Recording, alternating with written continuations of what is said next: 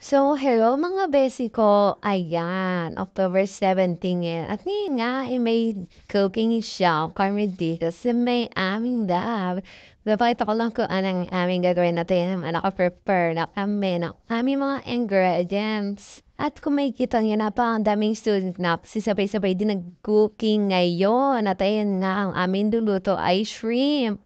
Nakalimutan ko tawag dito, basta i-share ko na lang kung ano ang aming nagawa. Kumbaga, parang i-steam lang naman ang shrimp. Tapos, ang mga hinalo diyan sa may water na yan is, nilagyan ng laurel, lemon, tapos konting asin. Ayan, ditimplahan lang para may steam ang shrimp. Tapos, tumatapos na nga, ito pinalamigyan. Tapos, ayun guys, kinailangan na namin yung plato. So, ako na umakit sa taas. At ito nga, ipapakita ko sa inyo ang coffee lab doon sa taas ng school namin. At ito nga yung itsura, guys. Ayan, sa St. There nga pala to. Shoutout sa inyo, guys.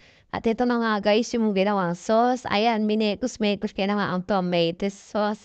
Tapos, may halo yan na lemon. So, ang lasa niya sauce na yan is medyo maasim, ganon. So, ayan na nga guys, matapos namin is nilagay na nga namin yan, dinesign na adjust sa gilid ng baso na nakalimutan ko ang tawag. Tapos, naman na matapos yan, syempre lalagyan natin ng decor para naman maganda sa mga paningin ng kakain, di ba? Lalo na sa mga teachers para maganda ang ating present. Tapos nag-add kami ng labanos pala guys, pang design lang dyan sa may aming plating. Tapos ayan guys, pagtapos namin mag-plating, ayan, naglista ng pangalan ng kaklase ko tapos binigay sa teachers para nga kami ay mag-gradean. At ayun nga sila sir ang tumikim. Tapos ang sabi nga nila is, mas okay sana is hindi masyado daw at maasim. Tapos, ang sabi nila is medyo maanghang daw sana ang ginawa para naman kakaiba sa taste. Pero okay din naman daw. So, ayun nga pagtapos sila tumikim, syempre magbibigay sila ng grade.